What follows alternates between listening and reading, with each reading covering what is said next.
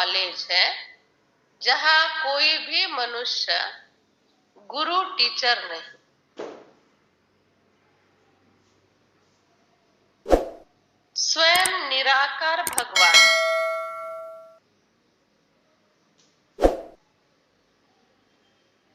Teacher बनकर पढ़ाते हैं।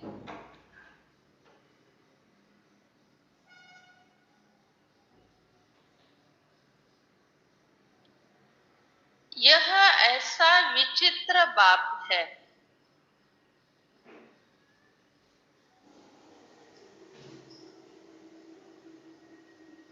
जिसे अपना कोई चित्र नहीं,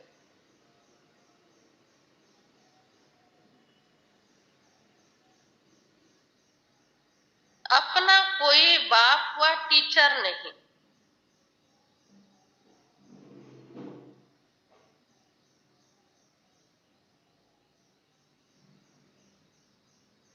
और पढ़ाई ऐसी पढ़ाते हैं, पढ़ाई ऐसे पढ़ाते हैं जिससे 21 जन्मों के लिए तकदीर जग जाती है।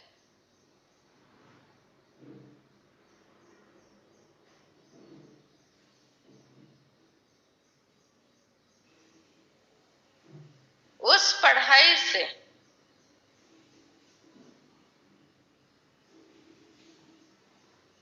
एक जन्म की तकदीर बनती है,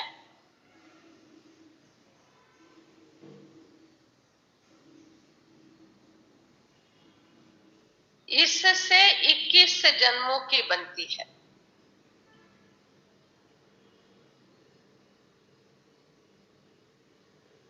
गीत है, गीत कौन सा होगा? तकदीर जगा कर आए। ओम शांति। बाबा बैठ बच्चों को समझाते हैं, जो यहाँ तकदीर बनाने आए हैं, क्यों तकदीर को क्या हुआ तुम्हारे तकदीर को क्या हुआ जो यहाँ आए? तकदीर को लकीर लग गई।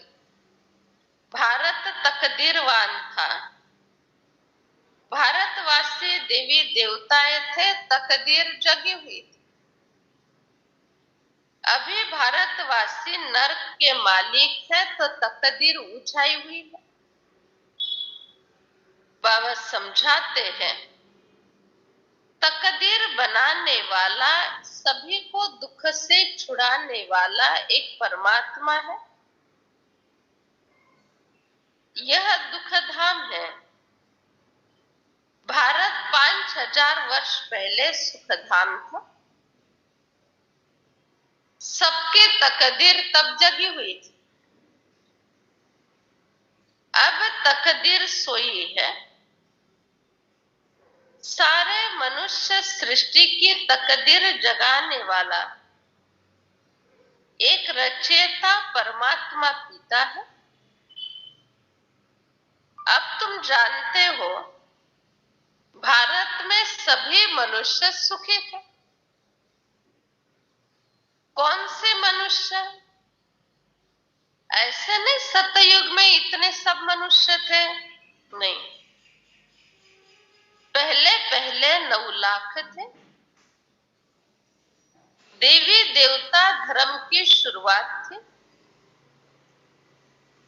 ज्ञान का सागर, सृष्टि का बीज रूप परमात्मा तुम बच्चों से पूछते हैं, तुम्हारा बीज रचयिता कौन है? तो कहेंगे, शिव बाबा ने हमको रचा और ब्रह्मा के द्वारा शिव बाबा पालना देते। बाबा तुम बच्चों को एडॉप्ट करते हैं, वो क्रिएटर है। बाबा कहते हैं, माता पिता बच्चों को जन्म देते हैं, वह हद के माता पिता है और मैं हूं तुम्हारा बेहद का माता पिता। बच्चों को जन्म देते हैं, फिर उनके प्रति सारी जिंदगी लगा देते। बच्चों के प्रति ही तो इंसान सब करता है। कहते हैं बच्चे, विकारियों का यहाँ पर मान नहीं रहता। जैसे कन्या पहले पवित्र रहती है तो कितना मान होता है, कन्याओं का पूजन होता है, पैर पड़ते हैं। फिर घर गृहस्थ में चले जाते, विकारी बन जाती तो सारा मान खत्म हो जाता, सारा मान खत्म हो जाता है और उसी का ही यादगार, उसको ही मान झुकाना पड़ता है। हर एक के सामने पैर पड़ना, झुकना अर्थात मान झुकाना। कहते हैं कन्या वह या ऐसी हो जो 21 कुल का उद्धार करे। अब बाबा समझाते हैं, यह जो ब्रह्मा कुमारियां है, ये 21 जन्मों के लिए कईयों की पीढ़ियों का उद्धार कर देती। ब्रह्मा कुमारियों के द्वारा 21 जन्मों का उद्धार हो जाता है। ये साधारण कुमारियां नहीं है, ये ब्रह्मा कुमारियां है। लेकिन वैसे आदर्श चाहिए। ब्रह्मा कुमारियों में भी सबके लिए ये गायन नहीं है, आदर्श होना चाहिए। उतना बाबा में, उतना त्याग में, उतना सेवा में और उतना अर्पण में बुद्धि, सब में मैं चाहिए। मैं तो ये मैं छूटेगा तो वो बाबा मैं बन जाएंगे। एक होता है मैं और दूसरा होता है मय, दोनों में अंतर। ब्रह्मा कुमार कुमारियां तो बहुत बनते हैं, परंतु जो 21 पीढ़ी का उद्धार करे, ऐसे ब्रह्मा कुमारियों के लिए बाप दादा कहते हैं, हे कुमारियों, तुम्हारा संसार में बहुत मान हो जाएगा। जैसे घर में बच्चे जन्म लेते हैं, सभी बच्चे माँ बाप को सुख देते हैं क्या? कोई नाम बदनाम करने वाला होता है, कोई कपूत होता है, कोई सपूत होता है। सभी बच्चे सुख नहीं दे सकते। तो वैसे बाबा कहते, बच्चे तुम ऐसे कर्म करो जिससे तुम्हारा सारे संसार में मान हो जाए, और मान हो जाए तो मुझे गर्व होवे तुम्हारा। कन्या अर्थात संपूर्ण पवित्र, सन्यासी पवित्र बनते हैं, इसीलिए उनका मान है। भारत में पवित्रता थी तो सदा सुख शांति थी, संपूर्ण निर्विकारी था। मंदिर में जाकर गाते हैं, आप सर्वगुण संपन्न हो। हिंदुस्तान में रहने के कारण हिंदू नाम पड़ गया, यूरोप में रहने के कारण यूरोपियन कहते हैं। बाबा कहते हैं, तुम बच्चों का धर्म है शांति, तुम्हारा स्वधर्म है शांति। शांति का अर्थ है बाबा की याद में रहकर कोई भी कर्म करना। बाबा समझाते हैं, देवी देवता धर्म वाले थे, वही अपने को हिंदू कहलाते, अपने धर्म को भूल गए।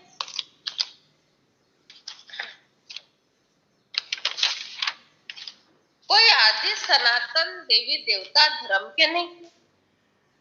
क्रिश्चियन लोग क्राइस्ट को मानते हैं क्योंकि उसने क्रिश्चियन धर्म स्थापन किया। यह तो किसी को भी ये पता नहीं है हम किस धर्म के हैं। बाबा कहते, बच्चे तुम्हारा धर्म कौन सा है? कौन सा धर्म है? आदि सनातन देवी देवता धर्म तो आएगा तब। अभी ब्राह्मण धर्म, अभी शांति का धर्म। तुम बच्चों को बाबा आकर बहुत अच्छे कर्म करना सिखाते हैं। कई कहते हैं कर्म ही नहीं करो, ऐसे बैठे जाओ, तो भगवान कैसे क्या प्राप्ति कराएगा? कोई कर्म नहीं कर रहे हैं, ऐसे बैठ गए, भगवान कैसे क्या प्राप्ति कराएगा? तो कर्म करना ही पड़ेगा। जैसे खेती होती है, खेती में अगर हल चलाया म्हणजे नांगरण केलं और उसमें अच्छा बीज बोया, गेहूं बोए, ज्वारी बोई, जो भी बोया, तो भी वो फल देगी, और अगर कुछ नहीं बोया तो भी फल देगी। लेकिन दोनों में अंतर होगा। कुछ बोने के बाद जो फल मिलेगा ना, उसको उत्पन्न कहा जाएगा, उत्पादन कहा जाएगा, गेहूं का उत्पादन, ज्वारी का उत्पादन। लेकिन कुछ नहीं बोया तो उसको कांग्रेस कहा जाएगा, घास कहा जाएगा, और उसको निकाल के फेंकना पड़ेगा, और कुछ दिनों के बाद उस जमीन का नाम पड़ित जमीन कहा जाएगा। एक को बागायती कहा जाता है, दूसरे को पड़ित कहा जाता है, किसी को जिरायती कहा जाता है, किसी को बागायती कहा जाता है। क्यों? जमीन तो वही है। क्यों बागायती बनी, क्यों जिरायती बनी, और क्यों पड़ित बनी? तो वैसे मनुष्य का भी है। मनुष्य जब आध्यात्मिकता के बल से कर्म करता है ना, बहुत ऊंचे आध्यात्मिक लेवल पर कर्म करता है, तो उसके खेती बागायती खेती हो जाती। परिस्थिति आने के बाद जब इंसान भगवान को याद करता है, और तभी सारे मुरली के पॉइंट याद करता है कि बाबा ने ये कहा था, बाबा ने कहा था ड्रामा है, अंदर तो हलचल है, अंदर सारा तूफान, और ऊपर से बाबा ने कहा था ड्रामा है, बाबा ने कहा था ड्रामा है। हर एक का अपना अपना पार्ट है, और अंदर देखो तो तूफान चल रहा है। यह है जिरायती खेती। जिरायती खेती का अर्थ, जब बरसात आएगी तब पीक होगा, अर्थात स्थिति अच्छी रहेगी तो सब ठीक है, स्थिति अच्छी नहीं तो सब छूट गया, इसको जिरायती कहा जाता है। और पड़ित खेती का अर्थ क्या कहेंगे रविंद्र भाई? हमेशा कांग्रेस होता है, हमेशा जब भी बरसात आएगी, आवे नहीं आवे, वहां कांटे उगे हैं, कांग्रेस उगा है, घास उगा, अर्थात हमेशा दुख में, दर्द में, नेगेटिविटी में, हमेशा तेरे मेरे में, इसको कहा जाता है पड़ित खेती। तो भगवान ने हर एक को क्षेत्र दिया है, क्योंकि ये कर्म क्षेत्र है, और कर्म क्षेत्र का अर्थ ही है हर एक का अपना अपना क्षेत्र है। जैसे हमारा आध्यात्मिक क्षेत्र है, किसी का व्यवसाय का क्षेत्र होता है, किसी का शिक्षण का क्षेत्र होता है, तो वैसे हमारा आध्यात्मिक क्षेत्र है। और इस क्षेत्र के लिए भी भगवान ने कहा है, मैंने सभी को एक जैसा दिया, अभी पड़ित रखना है, जिरायती करनी है कि बागायती करना है, ये तुम्हारे मेहनत पर डिपेंड है, ये तुम्हारे हाथ में है। कुआं खोद दो, पानी आ जाएगा, बागायती हो जाएगी। नहीं खोदेंगे, पानी नहीं है, उसको वो प्रकृति के ऊपर डिपेंड रहना पड़ेगा। तो पानी का अर्थ ही है आध्यात्मिकता का अमृत, आध्यात्मिकता का जल। और आध्यात्मिकता, योग बल और ज्ञान बल, ये ऐसी शक्तियां हैं जिसके आधार से हम जीवन में बहुत कुछ परिवर्तन ला सकते हैं। तो इसीलिए आध्यात्मिक होना बहुत जरूरी है। और ये जो परिस्थितियां आती है ना जीवन में, ये परिस्थितियां आना भी बहुत बहुत जरूरी है। क्यों? क्यों?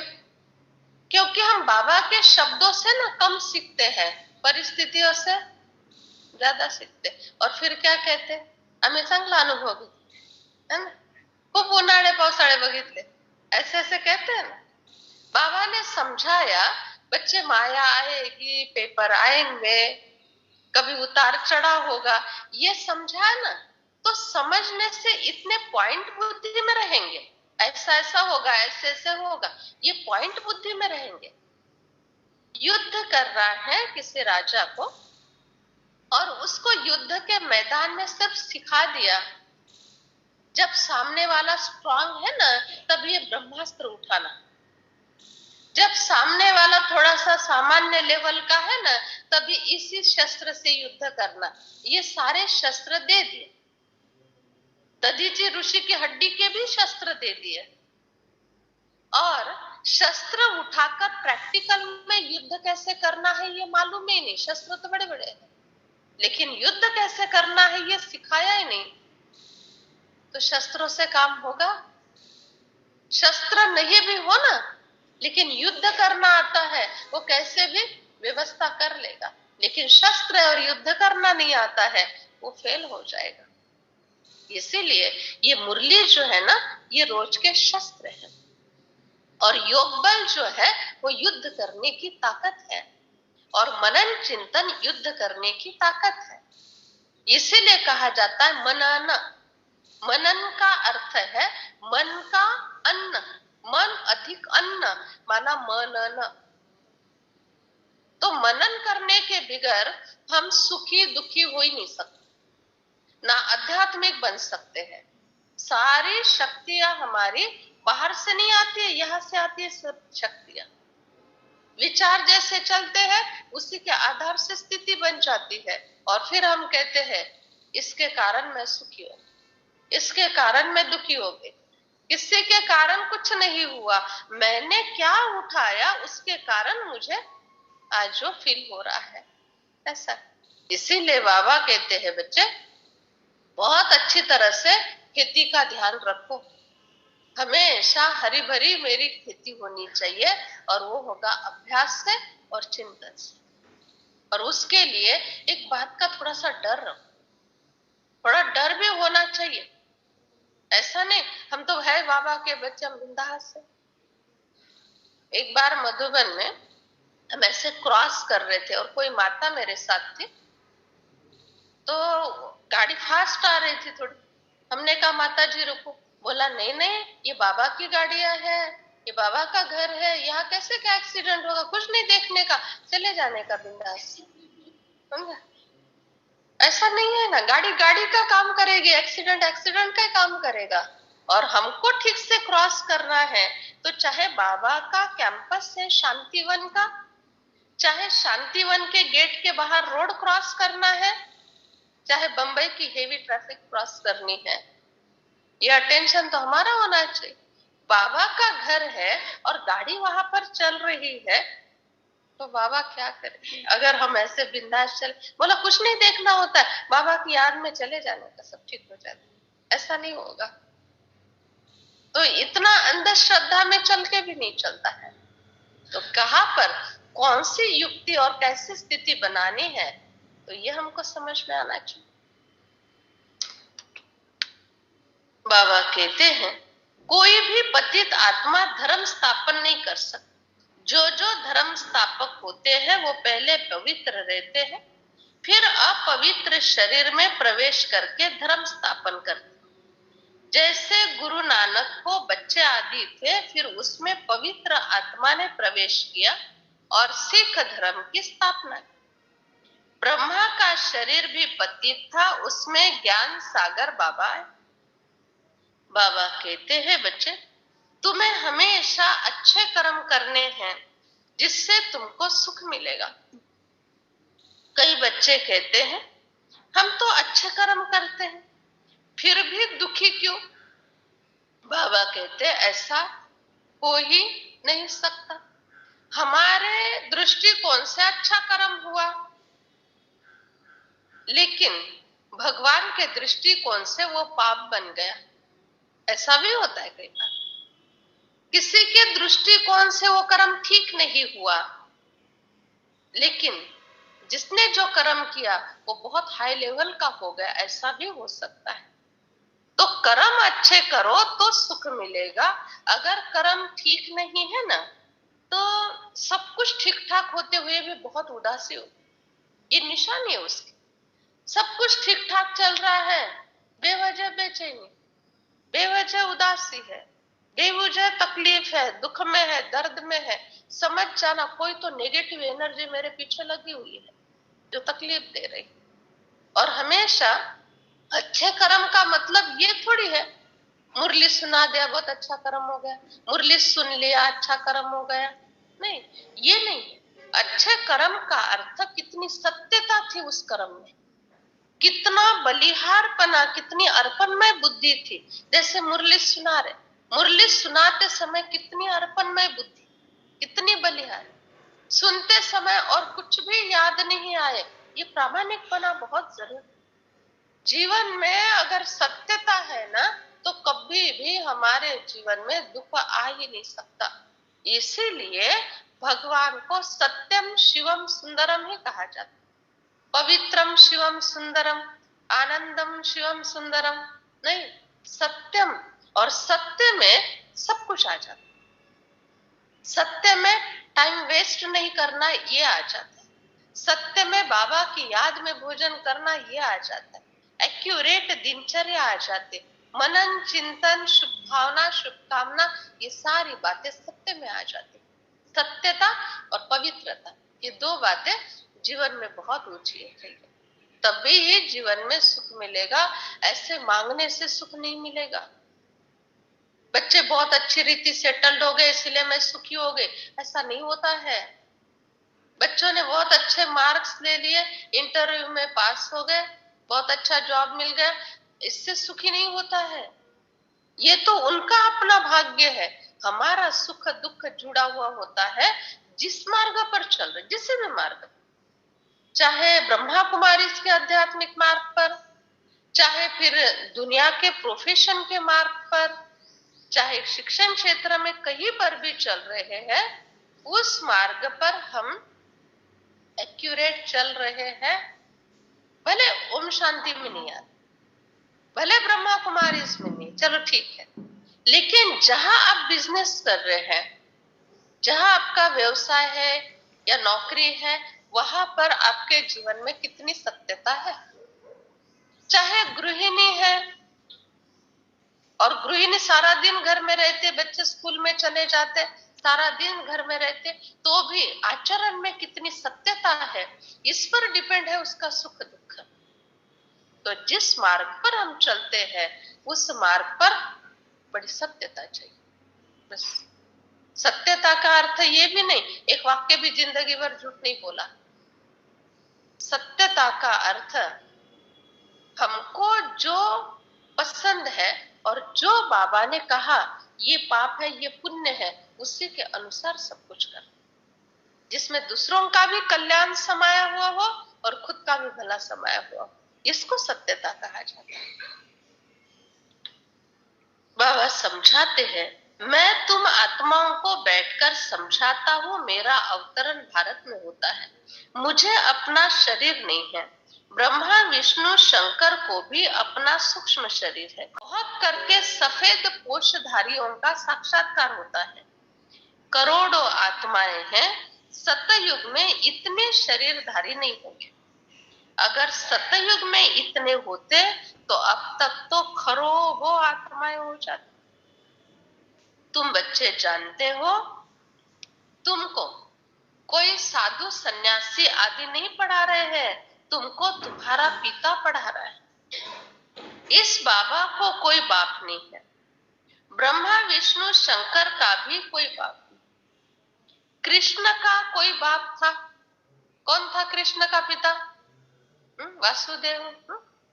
बेहद का बाबा कहते मेरा कोई बाप नहीं। बाबा कहते हैं, बच्चे तुम इस स्कूल में क्यों आए हो?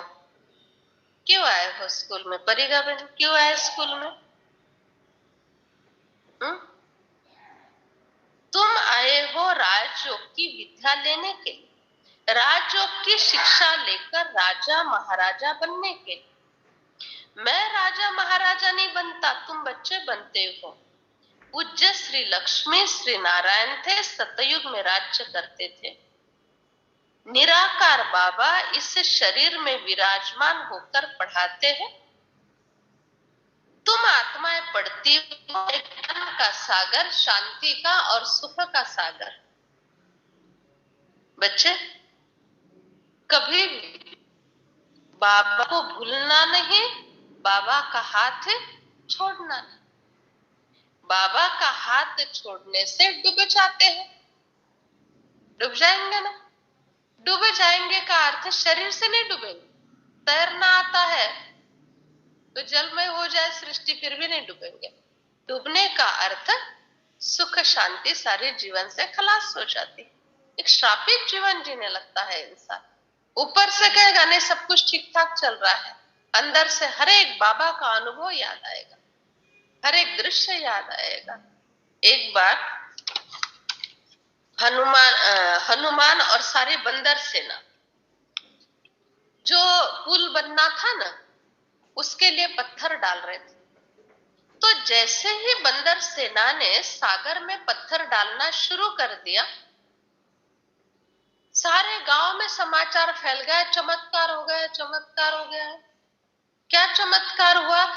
बंदर जो भी पत्थर डाल रहे हैं तो पत्थर डूब नहीं रहा है, वो तैर रहा है।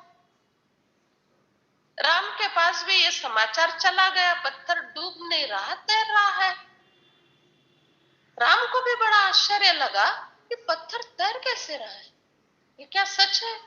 राम देखने के लिए गए, लक्ष्मण भी साथ में गए और सचमुच देखा कि राम नाम लिखा हुआ था, हर एक पत्थर तैर रहा था और तैरकर एक दूसरे से जुड़ रहा था, नीचे नहीं डूबता था।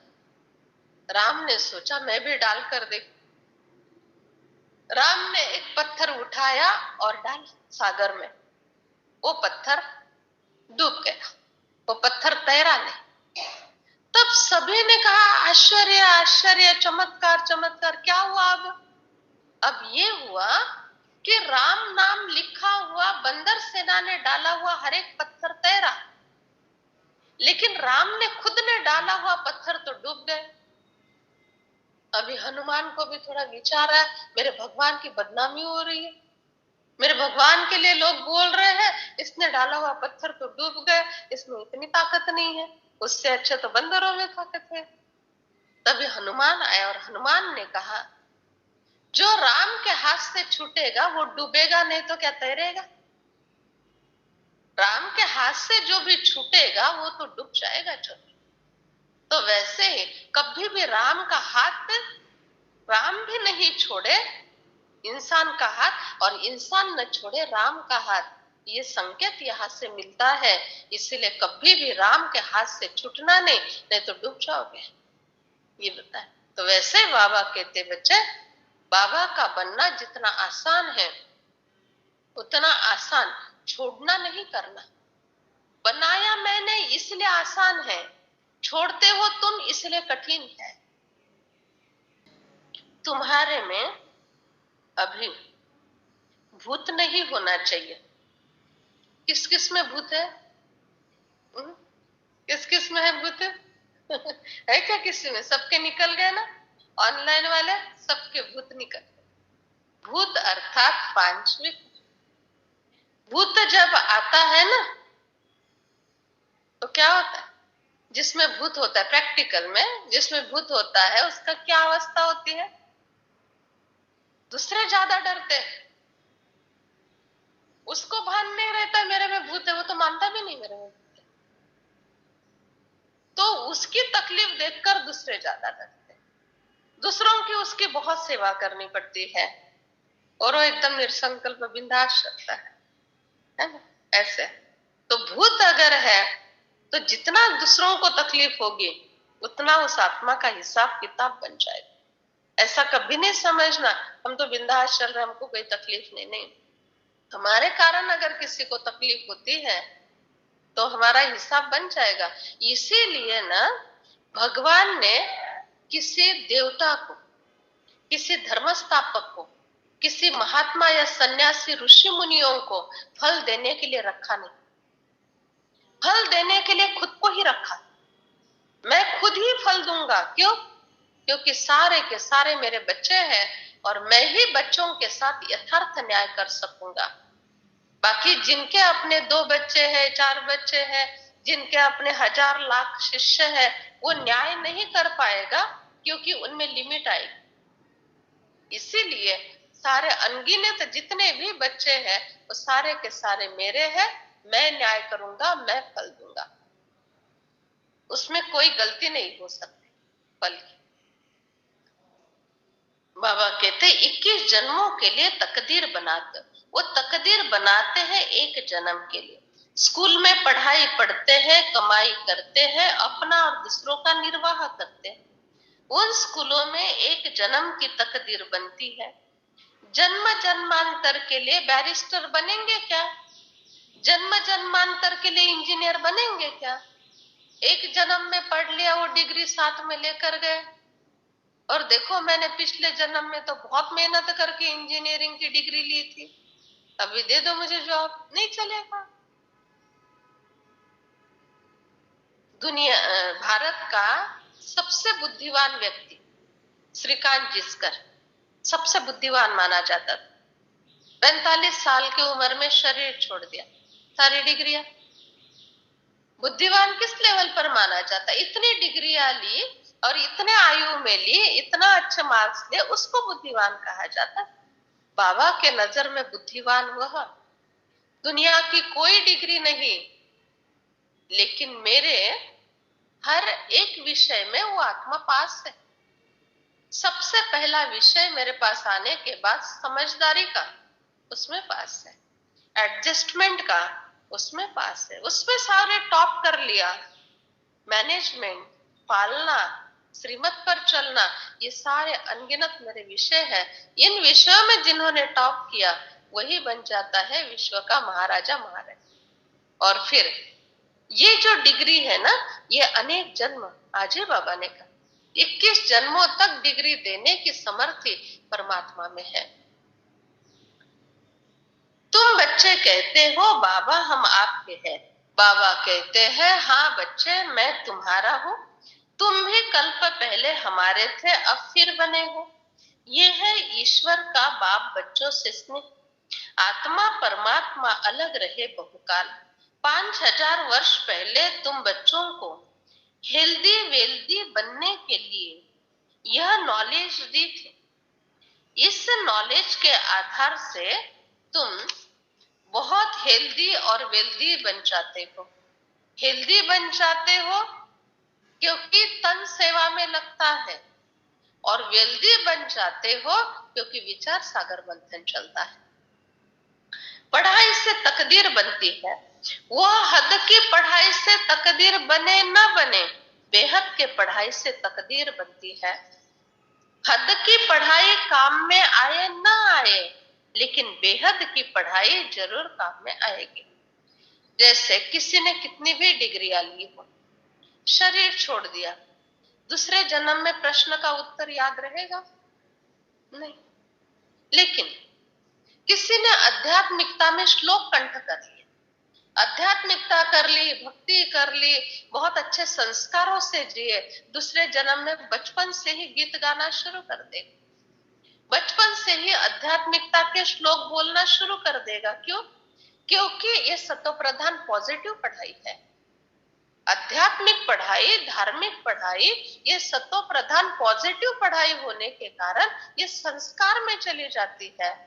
और वो केवल प्रश्न का उत्तर पाठ करने की पढ़ाई होने के कारण एक क्लास पूरा होने के बाद दूसरे क्लास में भूल जाते। क्यों? काम जितना ही पढ़ा था, परीक्षा में पास होने जितना पढ़ा था, इसलिए परीक्षा का पेपर हो गया, उसके बाद कुछ याद नहीं रहा। लक्ष्य क्या था? पाठांतर करायचं, प्रश्नाचं उत्तर पाठ करायचं, मार्क्स अच्छे मिलने चाहिए, बस ये लक्ष्य रखने के कारण थोड़े समय के लिए वो पढ़ाई काम में। लेकिन जिंदगी भर के लिए मुझे सुख चाहिए, ये लक्ष्य रखने के कारण आध्यात्मिक पढ़ाई संस्कारों में चली गई। संकल्प पर सब कुछ, सारा सब कुछ जो है ना, वो सारा हमारे विचारों पर डिपेंड करता है। सत्संग में जाते, कोई रामायण कोई ग्रंथ सुनाया, बाबा ने तो नॉलेजफुल बनाया है। बाबा शास्त्र नहीं पढ़ते हैं ना, तुम बच्चों को सुनाते, कहते मैं सब कुछ जानता हूं, ये सिर्फ तुम्हारी बुद्धि में है। वह है मोस्ट बिलवेड बाबा, जिसको सब याद करते हैं।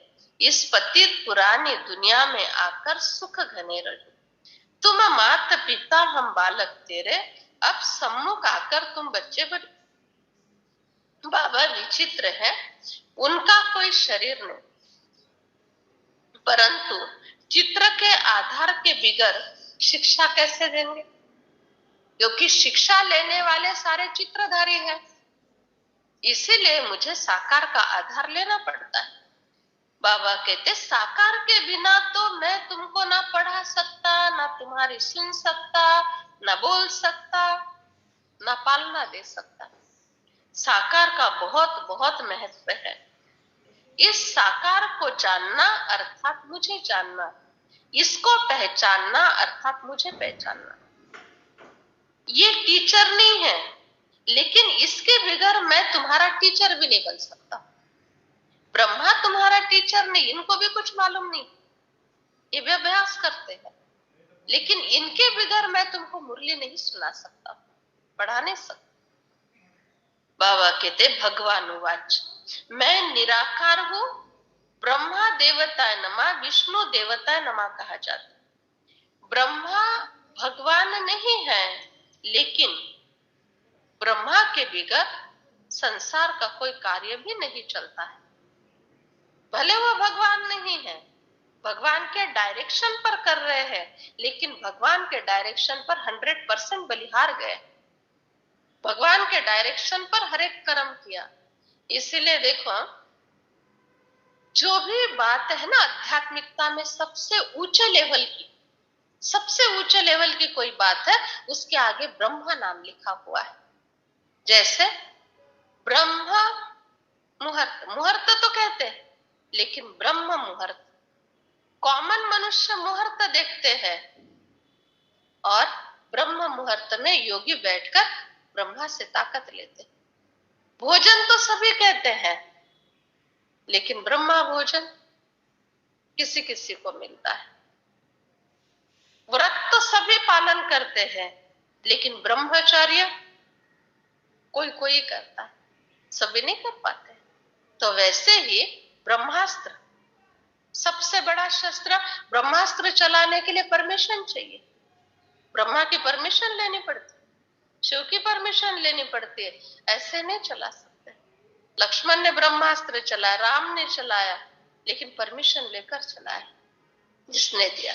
वैसे बाबा कहते बच्चे, तुम मेरे याद में रहकर, बहुत तल्लीन याद में रहकर कोई भी कर्म करेंगे तो काम ब्रह्मास्त्र का हो, और अपने मर्जी से अगर किया, इसका मतलब तुमने परमिशन नहीं ली, उस कार्य में सफलता नहीं मिलेगी।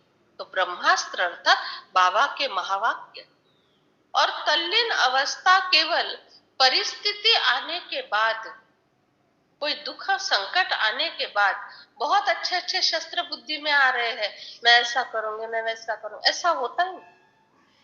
परिस्थिति आने के बाद तो शस्त्र यूज करना ही नहीं। कोई परिस्थिति आने के बाद तो इतना शांत हो जाओ, इतना बाबामय हो जाओ, कोई युद्ध करने की जरूरत ही नहीं पड़ती। हम उल्टा कर, परिस्थिति आने के बाद सारे शस्त्र इकट्ठा कर लेते और फिर सोचते कौन सा शस्त्र चलाओ, कौन सा शस्त्र चलाओ, उसमें कंफ्यूज। शांत हो जाओ, एकदम शांत, गहरी शांति में चले जाओ। युद्ध करने वाले आएंगे, आप ही वापस लौट कर चले जाएंगे। आप बाबा के पास बैठ जाओ, उनको दिखाई नहीं तो। ऐसे करना पड़ता है, ये गुप्त और सूक्ष्म पुरुषार्थ है, ऐसे चलो। बाबा कहते हैं, मैं तुम बच्चों को अभी संगम युग पर ही मिलता हूँ, मैं तुम्हारा गॉडफादर हूँ। ये साकार ब्रह्मा के बगैर मैं तुमको इस कॉलेज में पढ़ा नहीं सकता। ये गॉडफादरली कॉलेज भले है, लेकिन ये साकार के द्वारा ही मुझे पढ़ाना। भगवान पढ़ाते ठीक है, लेकिन साकार के बगैर नहीं पढ़ा सकते। बच्चे, मैं तुमको देवी देवता बनाने आया, ऐसा और कोई नहीं कह सकता। सन्यासी है निवृत्त मार्ग के, सत्ययुग में पवित्र प्रवृत्ति मार्ग। अब मैं आया हूं पतितों को पावन बनाने। जितना याद करोगे उतना विकर्म विनाश होंगे, आत्मा पावन बनेगी। सोने में खाद पड़ती है, फिर जेवर भी वैसे ही खाद वाला बन जाता है। जितनी ज्यादा जेवर में डिजाइन, उतनी ज्यादा खाद। प्लेन है तो प्योर सोना, बारीक बारीक डिजाइन है तो घट।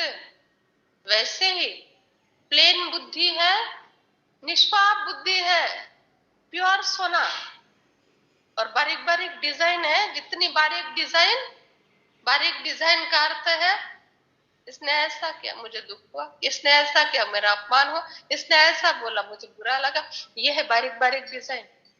और ये बारीक बारीक डिजाइन जो है ना, ये सारा दिन यहाँ चलती रहती है, समझा, और वैल्यू खत्म हो जाती है।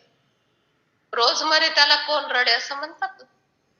तो हमारे लिए कभी किसी ने ये नहीं बोलना चाहिए रोजमर्रे त्याला कोण रडे.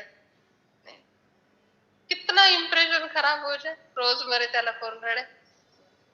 ऐसे मरो जो ऐसे मरो जो सभी रोए और एक ही दिन रोए, बाकी ऐसे नहीं रोज मरना. सोने में खाद पड़ती है, जितने डिजाइन ज्यादा उतना खाद वाला. आत्मा में भी खाद पड़ती है तो आयरन बन जाती है. बाबा कहते तुमको अभी शुद्ध सोना, प्योर सोना बनना है, जिसकी कोई घट ही नहीं हो, ऐसा सोना. ओरिजिनल प्योर सोना होता है ना, जो सोने के बिस्किट होते हैं ना, उसमें 0.1% भी घट नहीं होती है, क्योंकि वो प्योर डल्ली है. ऐसा. और जैसे जैसे वो बनते जाएंगे, डिजाइन में परिवर्तन होंगे, वैसे वैसे प्यूरिटी खत्म हो जाती है. उसमें दाग देने पड़ते हैं ना, दाग देने पड़ते हर जगह, इसीलिए प्यूरिटी खत्म हो जाती. वैसे आत्मा पर जितने कलंक लगेंगे, जितना रिकॉर्ड खराब हो जाएगा, बार बार हमारे से गलतियां होती रहेगी, उतने दाग है. और जितने दाग है उतनी वैल्यू घट गई है, खाद पड़ गई है. और जितनी प्योर है, प्लेन है, उतनी वैल्यू अच्छी है. अब तुम तमो प्रधान से सतो प्रधान बनते हो. आत्मा सुंदर बनती है तो शरीर भी सुंदर मिलता है. सतयुग में तुम सुंदर थे, फिर सावरे बन गए. एक की बात नहीं, सारी राजधानी गोरी थी, फिर सारी राजधानी शाम बन गई. आत्मा और शरीर दोनों रोगी हो गए. जैसे आत्मा के कर्म वैसा ही उसको शरीर मिलता है. बाबा कहते हैं तुम अभी अच्छे कर्म करो तो एवर हेल्दी बन जाएंगे. देखो इससे क्या सिद्ध हुआ, जैसे आत्मा के कर्म वैसे उसको शरीर मिला. चलो ठीक है, ये पिछला था, चलो भूल जाओ उसको. फिर बाबा ने कहा जितना तुम अच्छे कर्म करेंगे एवर हेल्दी रहेंगे. इससे सिद्ध है कि पिछला शरीर कैसा भी मिला हो, अपाहिज, लूला, लंगड़ा, रोगी, दुखी, कैसे भी, लेकिन अभी मेरा बनने के बाद अगर तुम अच्छे कर्म करते हो, अच्छा सोच रखते हो, तो तुम्हारा जो भी फॉल्टी शरीर है, डिफेक्टेड है, अपंग, लूला, लंगड़ा है, वो भी तुमको सहयोग देगा, सहयोग देगा. अपंग का अच्छा नहीं होगा, लेकिन अपंग का कभी भी भान नहीं रहेगा. अपंग का कारण, अपंगत्व के कारण कभी भी कोई सेवा में अड़चन या दिक्कत नहीं आएगी. अभी परिगा बहन है, एक हाथ आधा ही सबसे ज्यादा स्पीड से काम करेंगे तो परिगा बहन है ना. परिगा बहन फास्ट एकदम, 1.5 हाथ है.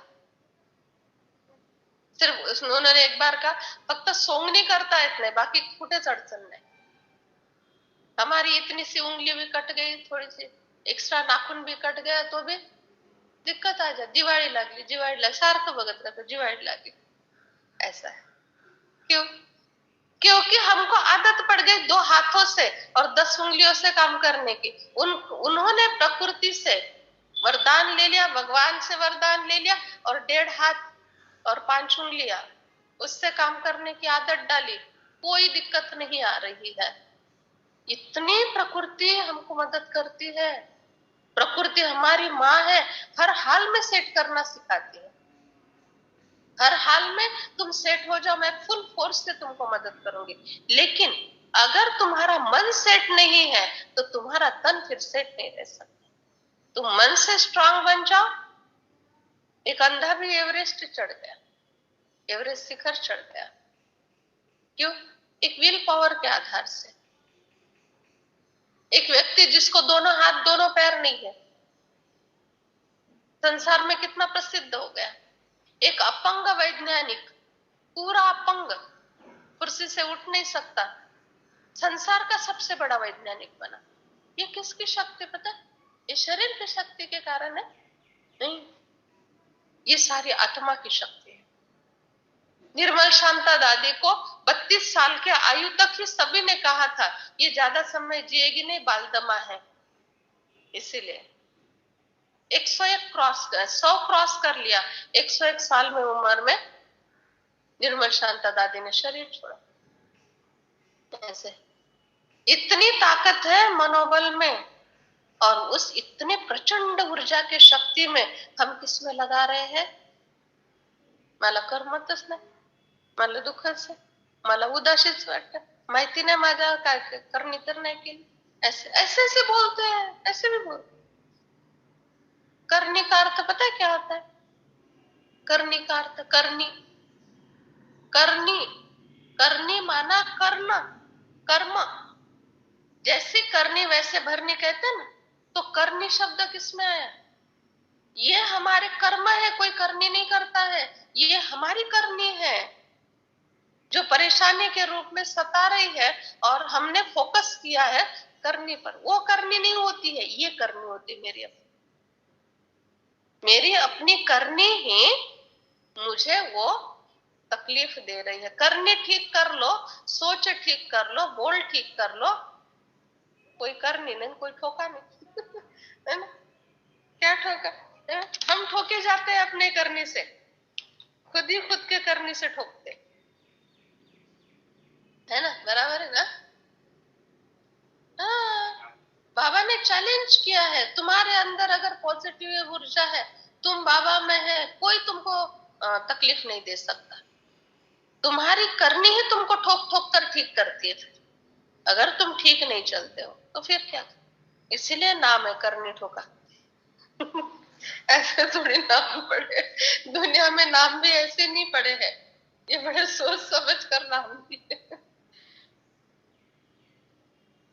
बाबा कहते हैं बच्चे, तुम पूज्य बनते हो फिर पुजारी बन जाते, धर्म भ्रष्ट कर्म भ्रष्ट हो जाते, देवताओं के आगे जाकर कहते हैं हम पापी है, गुण नहीं है, कंगाल है, दुखी है। बाबा कहते फिर सुखी बन जाओ, पुण्य करो। घर में आकर कहते हैं मेरे जैसा पुण्यवान कोई नहीं। मंदिर में जाकर कहा मैं पापी हूं, किसने सुना? मन ही मन में बोला। मूर्ति भी सुनती नहीं है, वो तो है पत्थर की। घर में आकर मैं बहुत पुण्य करके आया क्योंकि मंदिर में गया। भगवान वाच, तुम्हारी तकदीर डूबी हुई थी, अब जग चुकी है। तकदीरवान बनने की ये पढ़ाई है। बाबा कहते स्वर्ग का मालिक तो स्वर्ग स्थापन करने वाला ही बनाएगा। स्वर्ग की स्थापना करने वाला हेविनली गॉडफादर है। नरकवासी माया बनाती है, भक्ति का फल देने वाला एक भगवान है। अब भगवान घर में बैठे हैं, तुम बच्चों को पढ़ा रहे। शिव बाबा तुम बच्चों को नॉलेज देते हैं। बच्चे, ये अमृत जो है ना, इसको ही सोमरस कहा जाता है। गोल्डन एज बनाने के लिए मैं तुम बच्चों को सोमरस पिलाता हूँ, अर्थात तुम्हारे में शक्ति भरता हूँ। तुम कंगाल बन गए, अभी तुम सोमरस पीकर धनवान बन जाते हो। तुमको 3 पैर पृथ्वी के नहीं मिलते, कहाँ भी बैठकर पढ़ सकते हो। एक दिन ऐसा आएगा सारा विश्व तुम्हारा हो जाएगा, सारा आबू तुम्हारा हो जाएगा। हो गया, 80% आबू हो गया। बड़े से बड़ा हॉस्पिटल कम कॉलेज ये है। बाबा कहते हैं बाबा मैं आपका 12 मास का बच्चा हूँ। कोई कहता है बाबा मैं आपका 6 मास का बच्चा हूँ। मैं आपका बना हूं। अच्छा बच्चा, अच्छी रीति पढ़ना तो साथ में लेके जाऊंगा।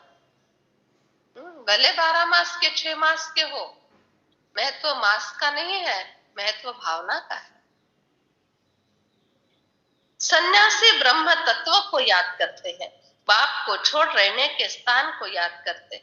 समझते हैं ब्रह्म ही भगवान है, लेकिन ये मीठा भ्रम है। ब्रह्म तत्व जिससे हम अशरीरी निवास करते हैं, उसको कैसे कहा जा सकता है?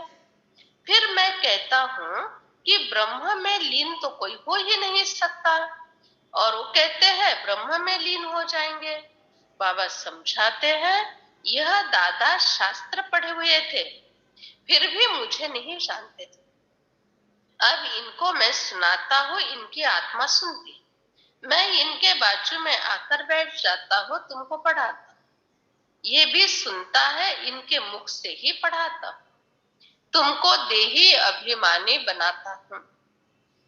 दुनिया में कोई देही अभिमानी नहीं होते। तुम बच्चे बेहद के बाप से बेहद सुख का वर्षा ले रहे हो।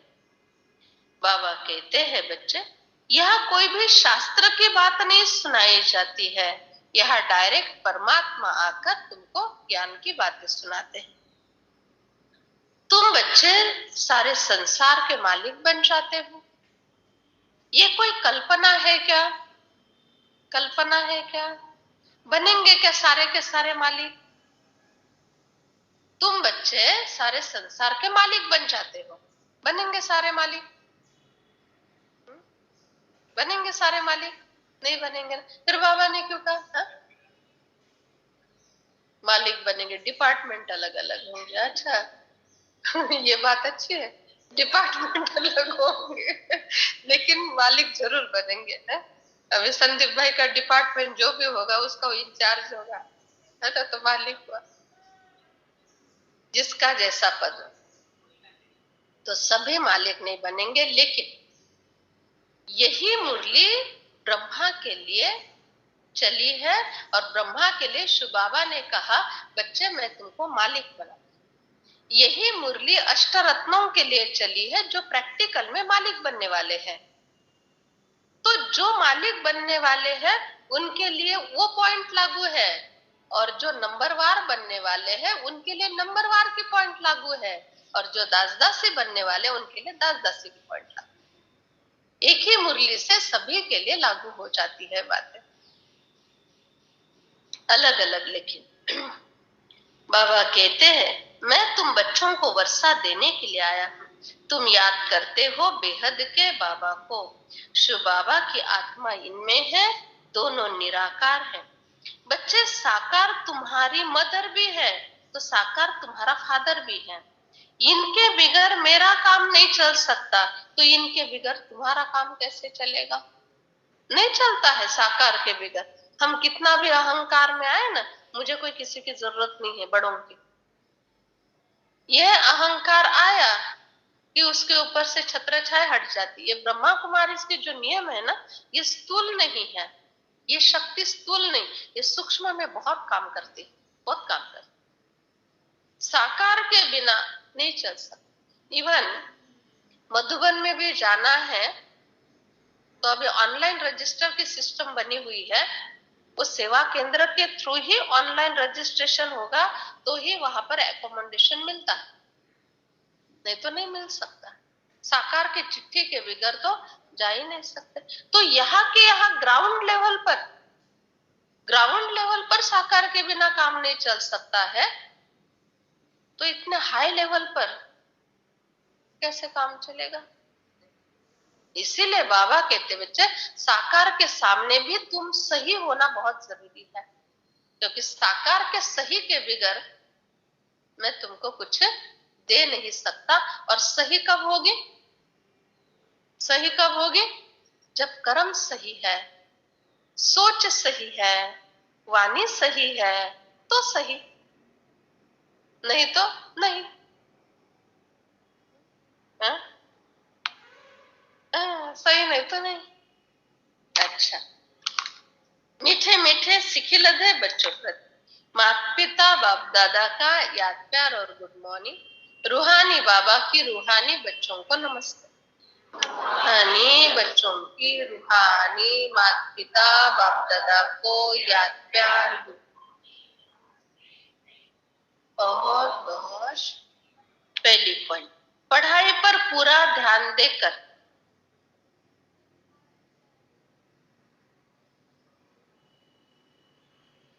पढ़ाई पर पूरा ध्यान देकर 21 जन्मों के लिए तकदीर बनानी है।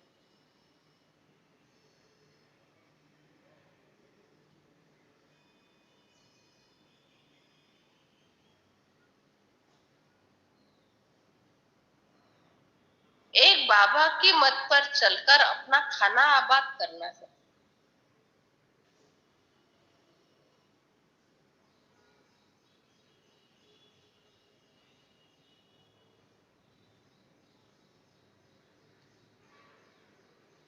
दूसरी पॉइंट है, आत्म अभिमानी बनना है।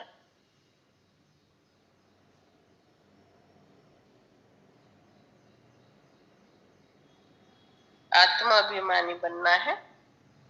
याद की यात्रा से आत्मा को संपूर्ण पावन बनाना है।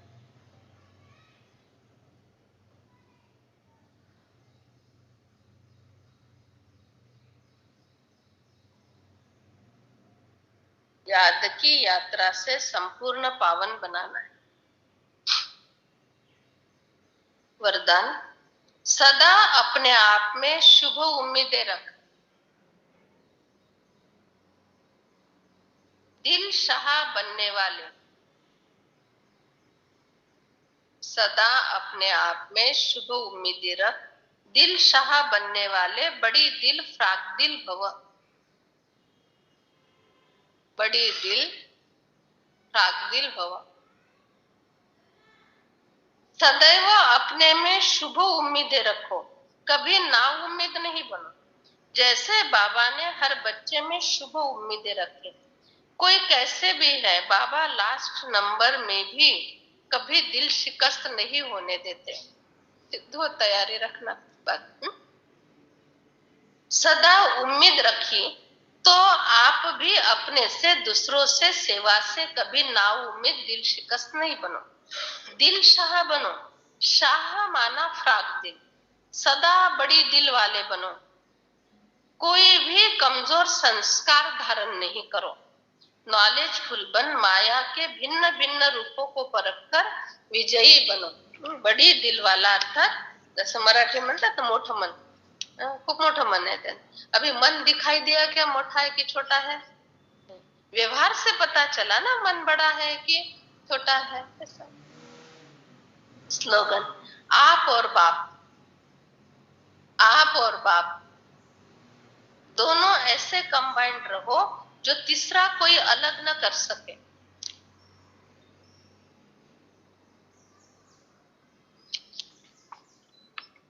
आज 15 नंबर है।